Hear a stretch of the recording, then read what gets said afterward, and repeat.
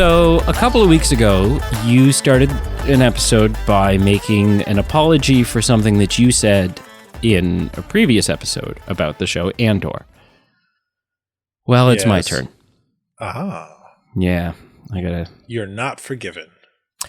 Shut up. Last week, I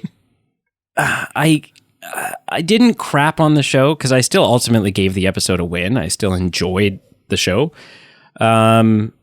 But I said that I wasn't feeling the stakes, that all of a sudden the premise for the show is dead to me. Right. I went back and rewatched that episode. Back to back. I watched that episode and then I watched this week's episode. And while I stand by the fact that some of the overarching stakes of the show's premise aren't there for me, because ultimately I know that everything's going to work out, the rebellion will be formed and we'll get all these X-Wings and we're going to blow up the Death Star twice. Some of that is lacking. However, I mean, and I didn't dispute this last week. Last week's episode is a brilliant episode. And I feel the stakes of that episode. I feel sort of like, whereas like I feel the in the moment stakes of this show, right? The momentary stakes, right? So it's sort of like a macro versus micro approach, right? The macro stakes, the tension of the moment versus the tension of the series of the series. So the tension of the series for me still isn't really fully there, but I think the in the moment, this is tense, oh shit, what are we gonna do, stakes are there, and I would like to rescind some of my previous harshities that I put forth. Yeah. Good, very good storytelling then. Yeah. Thank you. Oh, you're talking about the show. Okay. Well, yeah. Hello and welcome to the Movie Men podcast and our series reviewing the Disney Plus Star Wars show Andor. My name is Brady. I am Carl. And we're the B team. Yeah, there you go. If you don't know what that means, then I mean, go back and watch the first few episodes. Go back and listen to the first 200 episodes of this podcast, and then you'll be like, sorry, Carl, who? And then you'll understand why this is the B team. So let's just jump right into this. This is episode what? Episode 8? Episode 7. 7, called The Announcement. The Announcement. Breaking it down. The Announcement. Yeah. So in this episode, well, I was just going to say, I had one other criticism last week. Oh, is this another apology? No, because I stand by it 100% last week. And this week, the show obviously listens to the podcast. And Kathleen Kennedy was like, okay, well, let's crack the whip and rectify this. Because last week I was like, look, we are 6 episodes into this show about the birth of the rebellion and the empire and oppression, and what is sort of an iconic figurehead of imperial oppression? The stormtrooper. And we have not gotten any stormtroopers. We've gotten reference that like, hey, this guy's an early Finn. This guy used to be a stormtrooper. Okay, great, fantastic, bully for you. And we got some TIE fighter pilots with their black stormtrooper-esque, whatever. Right. I know where you're going with this. Yeah. Not only in this episode do I get my flippin' stormtroopers, but I get the introduction of a whole new type of trooper. All of a sudden, I've got shore troopers? They were introduced in Rogue One, actually. Are they in Rogue One? Yeah, they're in the final battle of Rogue One. Look at me, I'm behind. I'm out to lunch here, but yeah, I like. Jeez. Yeah, you know what? Like, it's kind of really interesting. This episode, kind of like you were saying, it even kind of explains why we don't see that more Imperials in more force in other planets yet. Yeah. That they technically occupy, right? And this explains it as the Empire has had kind of a softer hand in its machinations. Yeah. Up until this point. But now the gloves are off. Yeah, with this heist, they are tightening their grip and strangling the galaxy to make it do what it wants. Yeah, Luthen, at one point, when talking to Mon Mothma, basically says, like, now there are no rules. Yeah. Right now the Empire is just, they're almost like mercenaries. We're forcing their hand. Now they have to show us their true face. So we got that. And then the one other thing, listen, that got me super jazzed, provided they handle this correctly. Because we got a reveal in this episode that at this point, prior to this, I would have been like, oh, you know what? This is on my wish list. But if we don't get it, then we don't get it. I understand. After the reveal at the end of this episode, if we don't get K2SO, it will be a major misfire. Major misfire for this series. If you're going to show me that model of Imperial droid, because literally, like as that Imperial droid is walking up the steps, I know that you were doing what I was doing, which was just waiting for it to speak. Like, say something. Is that Alan Tudyk? Say something. No. And of course it wasn't. No, that was not K2SO. No, but at this, like, it's gotta happen. It's gotta happen now. So I found out after watching the episode that, this isn't K2SO, obviously, but also there has been a comic put out where that kind of that goes into the story of how Andor meets and reprograms K2SO. So we might not see that happen. I think that would be, I'm with you. I think that would be a big misstep. I think they should tell that story on screen anyway. Yeah, even though it's retcon. on comic panels. Yeah. Not even retcon. Just tell it the same. I don't care. Make it word for word the same story. But I agree with you. I think it'd be a misstep not to see that on screen and not to bring Alan Tudyk in to this story. I don't think having something in a comic makes it, I don't think that makes it off the table to show in a show at all, right? Like, it's one thing if they're like, oh, well, we've already done this exact storyline in a show at some point, so let's not do that again. Whereas a comic, you're at no point are you like, oh, we already did this in the comics, so this is kind of like retreading old ground, and like people are going to be, bored by this. No, literally a handful of people are reading and or up to date on Star Wars comics. So we're good to go. I'm not. No, I get most of mine through little snippets here and there, as far as Star Wars comics.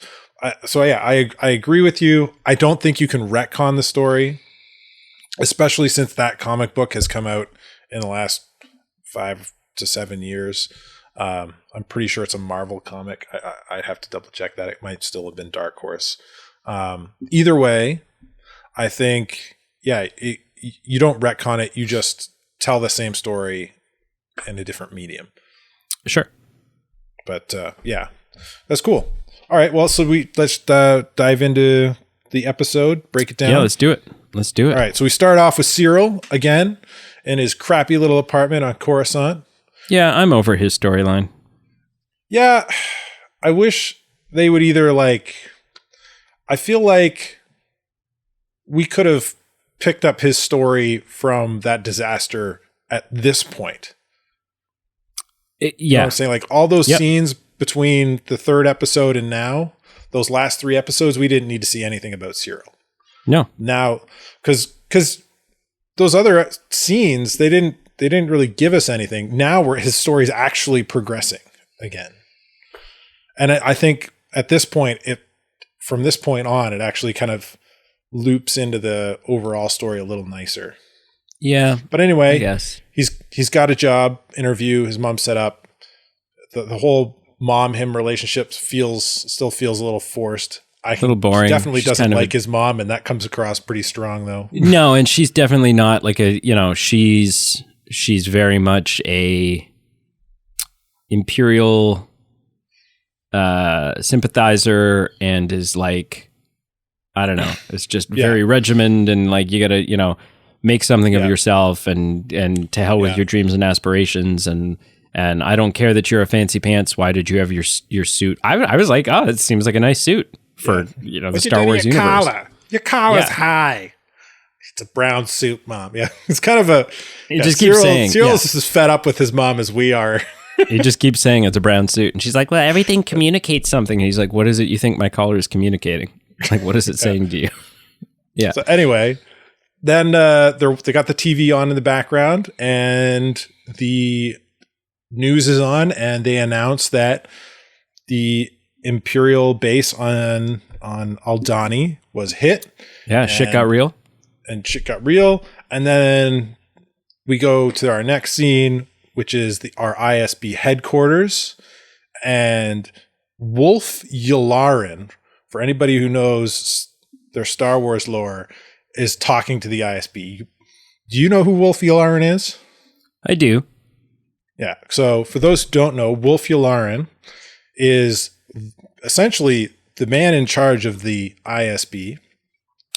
He shows up in the Clone Wars animated TV shows, which for the record does not stand for irritable bowel syndrome. Yeah. He works with Anakin Skywalker in the Clone Wars. We see him in the animated show.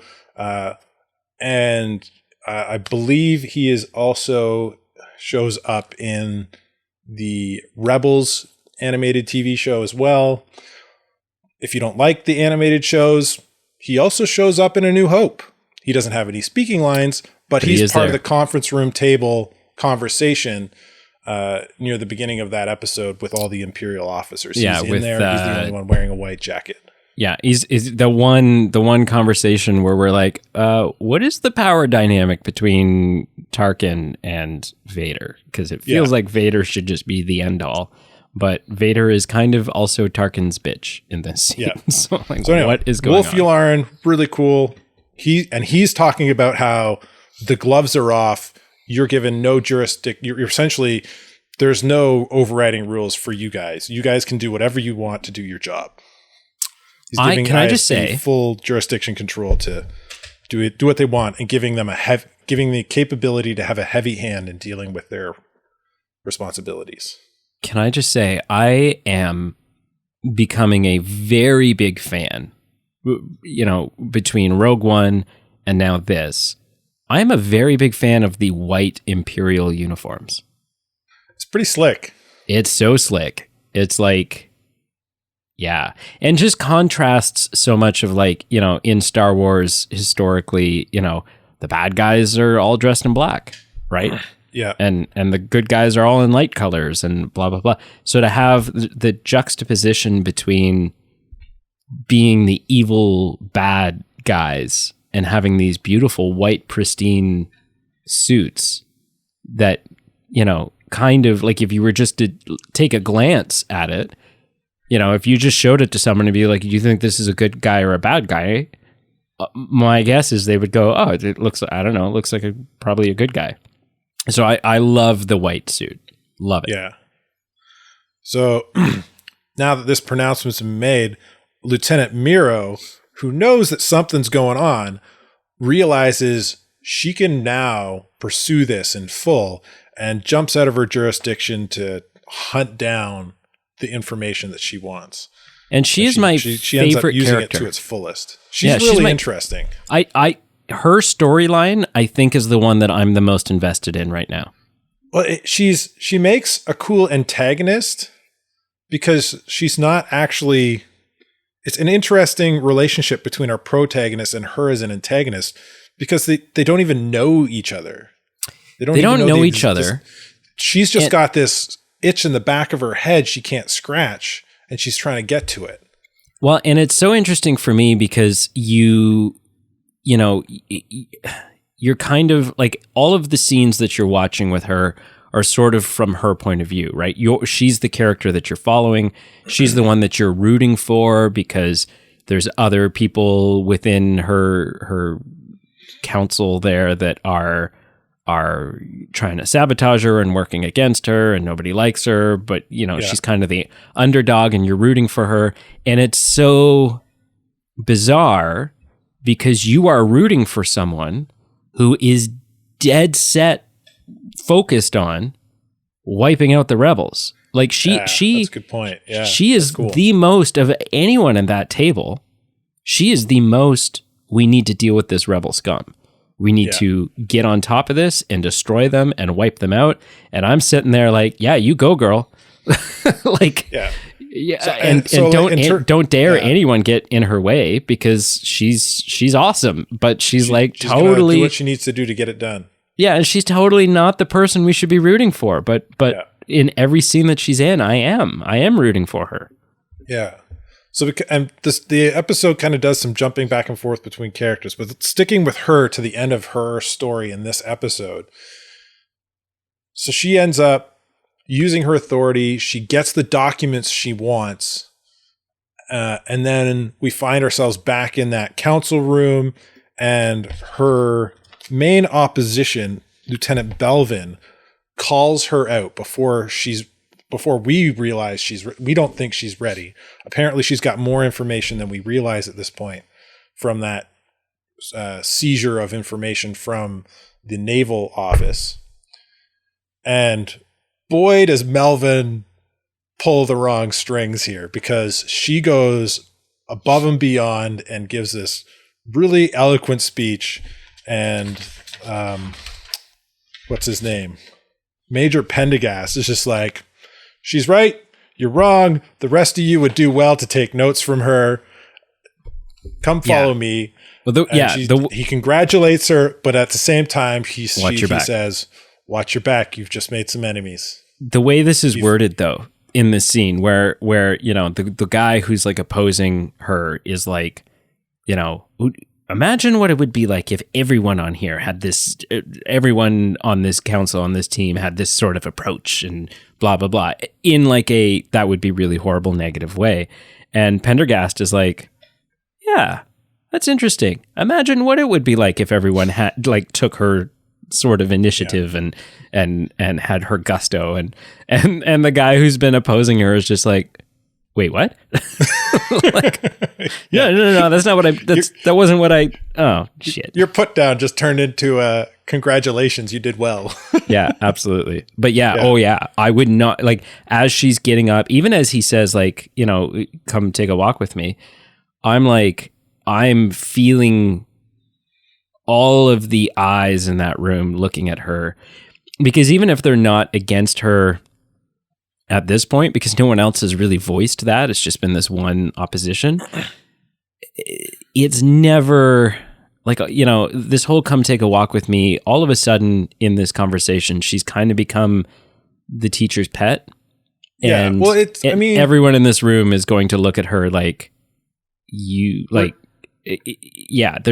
she's climbing the corporate ladder that all of them are wanting to climb. That's where I was going to go. This is the Empire is a dog eat dog. Yeah. And she's winning. Establishment. And she just put herself at the top of the ladder. Now all crosshairs are on her to take her down. Yeah. No, absolutely. Absolutely. Yeah. And so her story in this episode just played out beautifully. Everything we've seen with her previously, just we got a big chunk of payoff right here. And there's definitely more to come with her story. Yeah. Then we get some interaction between Mon Mothma and Luthen is just overjoyed. He's so happy how things have gone down. It's exactly what he wanted. And he's the kind Empire's of being reacting exactly how he wanted them to. He's kind of, I don't know, there's an interesting dynamic between Mon Mothma and Luthen. And it's not the dynamic that I was expecting when we saw their first interaction, right? There's some fundamental disagreements in the way that this should be handled and the way this should be done. Yeah. And Luthen's a little bit he plays coy quite a bit here, and sort of in a sly dick kind of way. But but because he knows what her response is going to be, and he knows that he believes that her distaste in this outcome is irrelevant and is it's pointless. I agree. This is what needs to be done. Their relationship is an interesting one because from what I can see, he's essentially the mind behind the rebellion. He's the one. Yeah. He's kind of got the vision in his mind of what needs to happen to make this work. And Mon Mothma, up until this point, was the money. So with her backing him, he doesn't want to do anything that upsets her, or else the money's gone. Yeah, and that's now something that's that off the table. Now that's not as big a deal. He's got lots of money now. I'm really curious to see how this all pans out because, like, obviously by the time we reach the original trilogy, I'm curious to see the character progression in Mon Mothma. Because by the time we reach the original trilogy, she's clearly she's not the money, but she is very much high up. She's a leader in the rebellion, and so it'll just be interesting to see how that all plays out. What's going to happen to Luthen? Obviously, by the end of this series, I don't think he's going to make it out of it because otherwise, what is your explanation for him not being involved in the Battle of Yavin and stuff like that? But yeah, it'll just be interesting to see how she comes around and changes basically as a character. Yeah. So like, you're asking like, how does she end up leaving the Senate and becoming just a rebel leader? Well, not asking, but yeah, I'm excited to see it. I'm excited to see that all play out. Maybe after Andor, this is something you could dive into. And for those listening that want to know that question as well, there's an episode in the Rebels animated TV show that deals with that, where the sequences of events that force her to leave the Senate, that sequence of events happens in the Rebels TV show, which happens after this show. Yeah, I'm always of two minds when it comes to, like, I get that the animated stuff is all canon and some of it is really, really good, but I think you still have to at least allude to it or show it in the live action stuff because that is what the majority of people are watching, and if you don't have it, that'll be a question that remains. I think there's a lot of people that watch the animated stuff too. Still, it might be a younger viewing audience, but it still happens there, and it's but not near as many as are going to watch the live action. Yeah, well, this comes down, we're getting way off topic here, but like this comes down to like a money argument essentially, like which is going to maybe be more profitable. And if that's the case, then the animated versions or TV shows are going to have way more profit because they sell toys. Like there's a reason George Lucas made the second Star Wars movie for little to nothing and just wanted the toy rights. Yeah, this is way off topic. But anyway, getting back on topic. Yeah, so this really cool interaction between Luthen and Mothma. Essentially the power dynamic flips. Now Mothma still wants to be a part of this rebellion, but the stakes have just raised exponentially. People are going to get hurt. And Luthen essentially says, good. Yep. That was the plan. That's what we want. Because and he says that because now everybody can't turn a blind eye. We're gonna end up recruiting more people to the cause. Yeah. Because of this heavy-handedness. I feel like there's sort of a sweet spot in between Luthen and Mon Mothma, right? Where Luthen knows what needs to be done and is willing to make the sacrifices that he deems necessary to make. But he sort of seems out of touch to an extent with the human element, and he seems a little out of touch with it's kind of like he's got blinders on, right? He is laser focused on taking down the Empire. Yeah. But maybe has lost touch with why, with what it is that he knows what they're fighting and what their goal is, but has maybe lost touch with why they're fighting. And whereas Mon Mothma is much more in touch with the human element, remembers the Republic the way it was, and is concerned about the little guy, but also has got some cold feet about some of the harder sacrifices that are going to need to be made. Not wanting people to get hurt in the long run. Yeah. Yeah. Which I think just that stark contrast between them just plays better into the story. Oh, absolutely. Yeah. It creates tension within, it creates civil tension, right? Where okay, guys, remember, we're on the same side here. But there's quite a bit of tension there. Mm-hmm. So we leave that scene and we see Cyril interviewing for a job at the Bureau of Standards. And I find Imperial cubicles to be quite impersonal. Yes, but also less claustrophobic than your typical cubicle. It's pretty spacious, but you can't even have a conversation with the guy in the cubicle next to you because he's 20 feet over. Yeah, and none of them have pop figures or that was easy buttons, their or desk isn't decorated. Ficuses. But it's Cyril seemingly doesn't really want the job. Well, would you? This place is it's more designed to look like this corporate slave. Anyway, he reveals we find out he does end up taking the job anyway. But we get a peer into his mind in this conversation that he is still kind of laser focused on clearing his name and bringing the people to justice that caused this problem for him. I'm amazed that this conversation, that his little monologue here didn't cost him this job.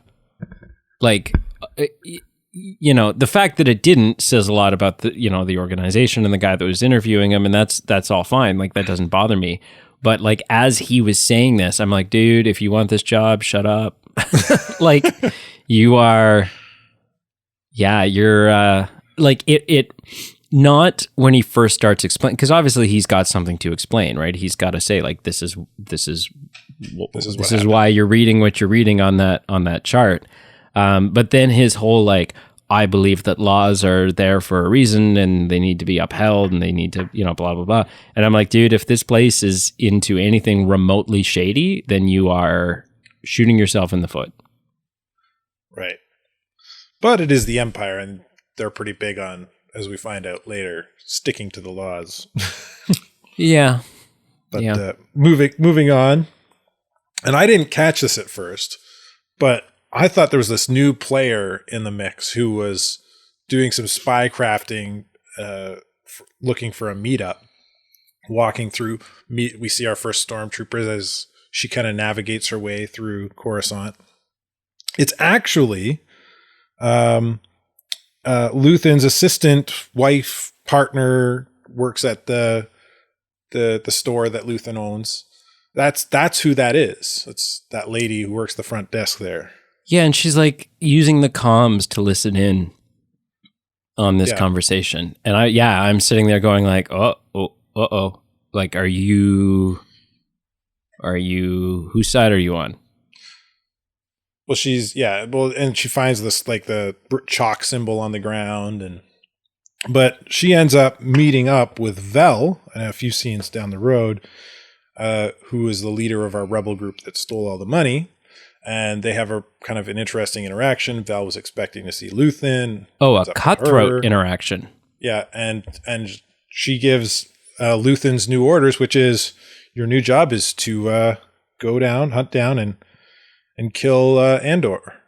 Which again just kind of drives home that Luthen and his conspirators, in this case is, this chick is... That's a good term for him, yeah. Is, it's he's just it's a very cutthroat approach. Well, yeah, right? It's he knows, the people are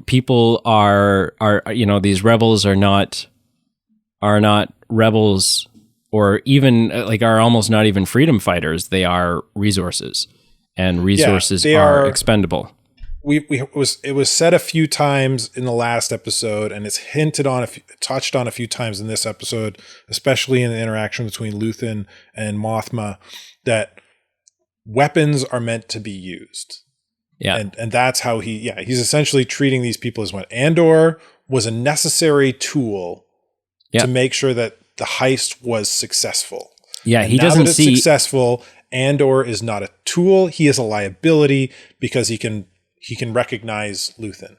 Yeah, he doesn't see Andor as, like, when they first have that interaction in episode 2 or 3, whatever episode that was, it's you kind of get the impression that, Luthen really likes this Andor kid and is, sees a lot of potential in him and really wants him to be a part of the rebellion. And now it kind of seemed like he did see potential in him. And maybe he liked what he saw as far as, their chances went.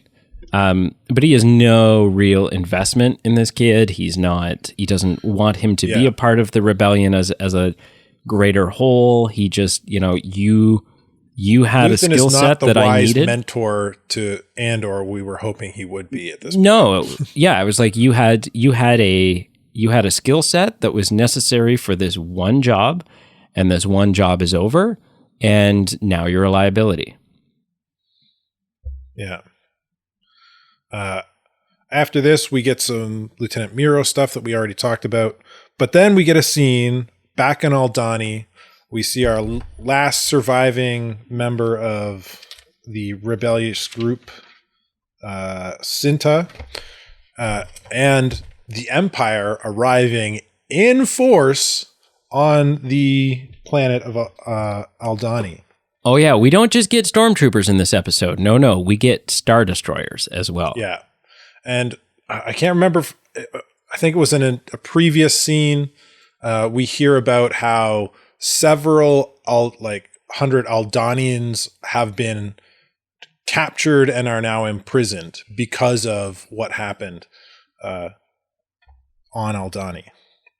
So yeah, the Empire. Oh, like 150 more or of something. The Empire coming down hard on not just Aldhani but the whole galaxy. Yeah, there's like 150 or something. Like not just a couple. Like a large number of them have been taken into custody for suspicion of aiding and abetting terrorists. Which I think is so, like, this is maybe the first time or one of the few times that from the Empire standpoint, these rebels are terrorists, right? Which you think about it. Okay, this is a group of hidden, secretive people who are attacking, blowing up, and stealing from government facilities. Yeah, okay. From an imperial standpoint, these rebels are terrorists. That is terrorism.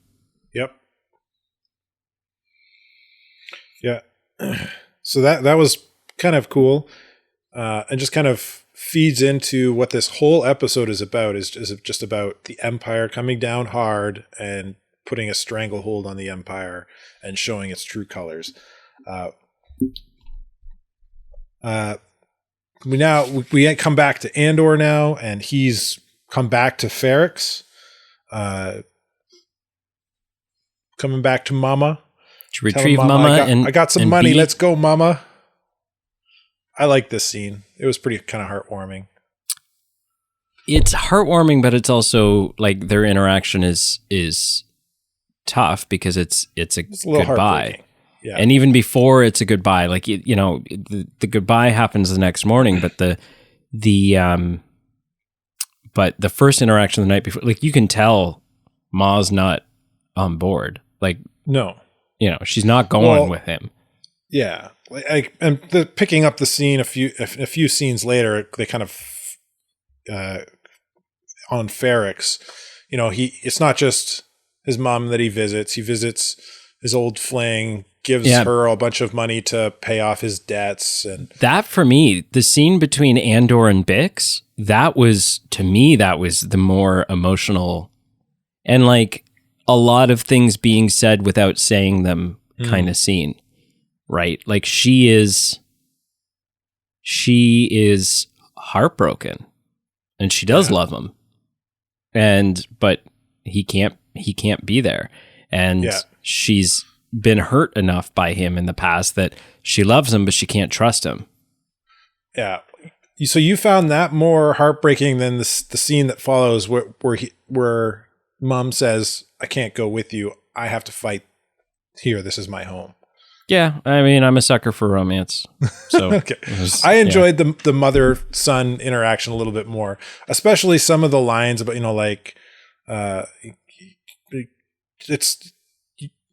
that's love. You're always going to be worried about somebody. I've loved you more than I've loved anyone, and I've also what does she say? She like I've fretted, I've worried more about you than anyone. Yeah. So I think this is a good scene because it kind of her wanting to stay hits him in a way as a character, kind of pushing him more to fight the Empire as well. Like she's leading by example. I thought it was interesting, but not a misstep, or not confusing, but it like powerful that Andor, like she's using what happened on Aldhani as what's fueling her fire and inspiring somebody her. Else standing up is giving her courage to stand up. And I think it's so powerful that he chooses not, like, if there's anybody in this galaxy that he could entrust with the information that I was a part of that, it's her, but he chooses not to. And I thought that was powerful. Yeah, that was pretty interesting. And that her talking about how that giving her the courage to stand up just kind of calls back to what Luthen said about, like, this is, essentially this is, I don't think he said this, but this is sparking the flame of rebellion around the galaxy. Yeah. That this is what's needed. Yeah. And then they do it in, is it Batman v Superman? Is that what I'm thinking of? Where Lex Luthor's whole thing was that I might not be able to kill Superman. Is that what this is? But if you like, it's not necessarily about killing him. It's just about getting people to turn on him, to stop believing in him. And so that was very much like what happens with they knew that we can kill it mentality. Yeah, stealing this bag of cash is not going to cripple the Empire. What will cripple the Empire, hopefully, is showing that the Empire can be stolen from, that they have a weakness, that they're not the impenetrable force that they would have you believe. Yeah. So then, so we see they have that interaction, mom and son, and then he leaves and he has to do some sneaky around some stormtroopers. And as this is happening, we get a flashback, which kind of shows us two things. It shows us one of the reasons why Andor hates the Empire so much, and two, how he ended up in, like, essentially juvie. And that is because his adopted father, who we saw briefly in the second and third episode, or one of them anyway, died at the hands of the Empire, hung in the streets, essentially. And I caught it this time. I don't know if they said his name in those earlier episodes, but his adopted dad's name was Clem. Yeah. I thought that was cool. It finally explains why. As soon as they said that, I was like, oh, that's why he chose that name. That's why you picked such a stupid name for yourself. Yeah. So I don't know if they said it earlier and I just missed it. No, I think this was the reveal. But yeah, like that as a reveal kind of made him choosing that name even more kind of sentimental. It was pretty cool. Yeah. So his dad stood up to he didn't really stand up to the Empire. He was more like trying to get other people not to be stupid. And these weren't clone troopers that did it either. They weren't stormtroopers. They were still clone troopers. So this is pretty early in the Empire's life. Yeah, and yeah, it was just basically like this isn't helping anything. Like, you know, like stop throwing stuff, stop saying long live the Republic. You're not helping. Yeah. But because he's in the middle of the street when the rock was thrown, he gets wrapped up in and essentially accused of something he didn't do. Yeah. Which is a what's the term? Prelude to something we see later. Is that the right? It's foreshadowing. It foreshadows what happens to Andor later. This is cool because Andor's got what he wanted, a buttload of money, and his world is still a freaking mess. Like it's not what he wants. Oh yeah, he has what he wants, but he doesn't have what he wants. Yeah, he can get out of there, but that doesn't fix anything. Yeah. We've jumped over a few scenes. So jumping back to a scene we've overlooked, Mon Mothma's party. What'd you think of that?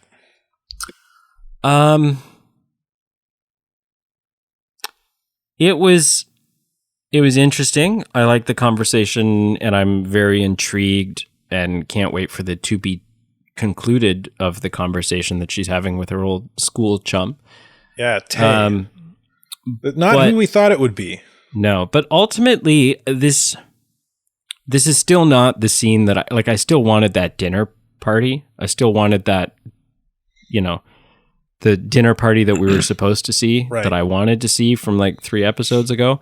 So, I mean, this was interesting, but as soon as the scene started, I was just like, oh, why didn't you show me this other? There was like, that was the perfect setup for so many tense conversations. Yeah. But I feel like it's still a good scene. Yeah. So for me, this scene does 2 things. One, it kind of shows Mon Mothma's devious side. You know, that line about I've learned from Palpatine's ways. She uses a specific term and like yeah, don't you looking at the left hand, I got another behind my back or whatever, a knife behind my back. But the other cool thing it's not really cool. The other thing it does is, for me, kind of the same way Cyril's story could have just picked up here. This scene kind of that. You remember how episode 5 just sucked for us? Yeah. All that stuff in episode 5 with Mon Mothma could have been skipped over, and we could have picked it up with. Yep. Like this portrays everything we wanted to see that episode 5 did. Yeah. Right. Husband, almost, she feels like her husband's looking over her shoulder and is going to report her the second she does something she shouldn't. Oh, I love that line of he doesn't, you know, he's approaching now. He doesn't know any of this and he's not to be trusted. Yeah. Like it's like, yes. Way better than anything we got from her in episode 5. So this scene just made episode 5 even weaker. This scene. Oh yeah, episode 5 was useless. Yeah. So I thought the party was good. I thought kind of the spy craft that she portrays in this episode is really cool. Sorry, I got a bit of a dry throat. Give me a sec. Yeah. Okay. So moving on. Andor is living the high life on Miami Beach world. Yeah. Yeah. And, yeah, it seems nice. Does he not seem like, I don't know. I'm like, it looks hot as hell and he's in like long sleeves and pants. Like, they don't have swim trunks in Star Wars? Like, yeah. Why isn't he walking down the beach in trunks and no top or something? Show off that six pack you've worked for. But yeah, like he's living the high life. He's got a girl in his bed. He's got a briefcase full of money. And he's just out on a stroll on the beach. Gonna go to the store, grab some what kind of stuff? Some kind of berries. Yeah, some kind of or some kind of candy, something. Yeah, he's got a lady. Please the missus. And as he's walking down the beach, a shore trooper is chasing some hooligans. Yep. This is just like such a wrong place at the wrong time. Yeah, gets up to the store. He's like looking around because he doesn't know what's going on. And this shore trooper's like, "Hey, what are you doing? You part of that? Part of what?" Yeah, don't act like you don't know. Which at first, I actually don't know. This scene feels really forced. Like, oh, we got to throw him in jail, so let's just arrest him. But the more I think about it, the more it makes complete sense. If you're a stormtrooper and this heist just happened, and coming down from the top of the Imperial chain of command is, like, don't take any chances. Keep an eye out. Crap is happening that shouldn't be happening. You're gonna be hyper aware and not take any chances, right? Like, this guy's acting cool, but he's all sweaty, like he's been running, and he's looking around like he's checking to see if somebody's following him. Yeah, see, he wasn't acting that cool though. Like, he's very suspicious looking, right? Like, because there's a moment where he's like, "Is this shore trooper chasing after me?" And he kind of does this like stop and look, and then move up a level and stop and look, and then actually like jogs up the stairs, like starts to run away himself. And I'm like, dude, what are you doing? Yeah. So he ends up getting arrested by this shore trooper and a Imperial droid. But there's something cool about this shore trooper that I think you're going to really like. Do you know who's playing this shore trooper? If it's not Nicolas Cage, then I don't care. What if I told you it was Sam Witwer? Yeah, that's cool. Yeah. So for those that don't know, Sam Witwer is the voice and mocap artist for 2 Star Wars games that The Force Unleashed. Force Unleashed. And he also voices Darth Maul in the animated shows. Sure does. He's a Star Wars Comic-Con icon. Oh yeah, he's awesome. So having him in there is pretty Doesn't cool. He voice? And it's not a face reveal, so we could still have him. He could still play more Star Wars parts in different ways. I think certainly in the Force Unleashed games, but I think also in the odd animated situation, I think he also voices Palpatine sometimes, or voices Sidious. I think you might be right. Yeah. Yeah. Just IMDbing him real quick. I'll look it up. You keep talking. Anyway. Yeah. So Andor gets arrested, and apparently the judicial system for the Empire is also taking a no BS approach, and they are just locking everybody up for any small offense. And small offenses have had their jail times essentially quadrupled, because his jail time goes from like, it used to be 6 months, 6 month stints to like 6 years. Yeah. and that's the last we see of Andor in this episode. That was a very quick judicial process. Essentially, don't argue with the judge. The judge just swipes a card, puts your name and information on it, and off you go to jail. Yeah. I was like, the ending of this episode was shocking to me, because I was like, okay. Yeah. So we see, so Andor gets arrested and he's off to jail. And then very poetically, the last scene ends with Cyril alone in essentially his own little jail and his cubicle. Oh, Sam Witwer also played Doomsday in Smallville. Oh, very cool. Yeah. Yeah. Was he Palpatine? Yeah, he's done Palpatine, he's done Darth Maul, he did Darkseid. Like basically anytime they need someone in the Star Wars really universe. Cool, it's him and with Aaron Taylor. Who's the guy that voices Obi-Wan in the Clone Wars? He does a bunch of different voices too. But so cool. That's the episode. So was this episode a win or a fail for you, sir?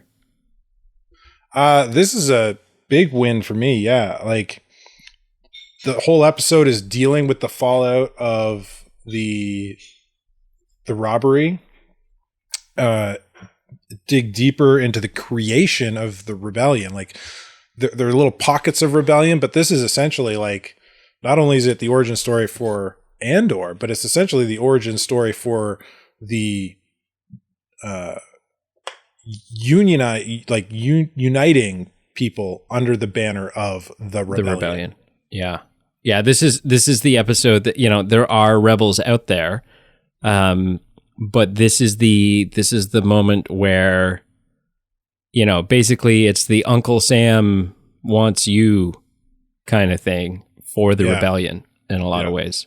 Yeah. Yeah. So this episode, especially coming off such a high energy and intense and enjoyable episode that episode 6 was, like this had all the opportunities to be a big flop like episode 5 was, and it wasn't. I thought it was really good. It was right up there with episode 6. I concur. Yeah, this was a win for me. Yeah, it was fun. This episode actually, for me, made the last episode a better episode. Just seeing the sort of the fallout from it. Yeah. Cool. Well, thank you for listening, everyone. All of our links below, man. Facebook, Twitter, Instagram, Patreon.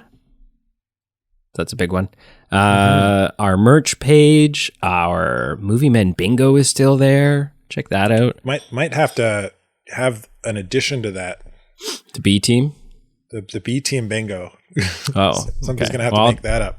Well, yeah, we'll talk to the guy that made the first one and be like, yo, man, you've been sleeping on the B team. Although there's not enough B team episodes yet to flesh that out. Need a few more under our belts. Yeah. I'm excited. I'm excited to see where this series goes. I'm pumped, man. I'm so pumped. You're getting better at that sound off. It's Pete's job, damn it. I'm not